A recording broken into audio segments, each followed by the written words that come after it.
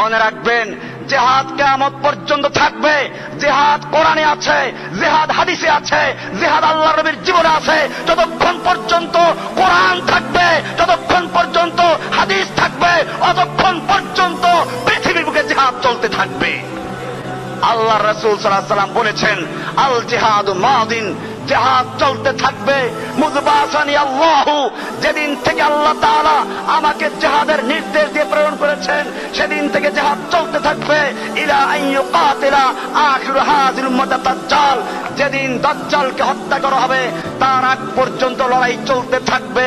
লা ইউবতিলুহু জাওরু জাইরিন ওয়ালা আদলু আদিলিন, কোন জালেমের জুলুম, কোন চক্রাঙ্গানি এই জিহাদকে বন্ধ করতে পারবে না, এবং কোন ইনসাফকারীর ইনসাফ বন্ধ করতে পারবে না।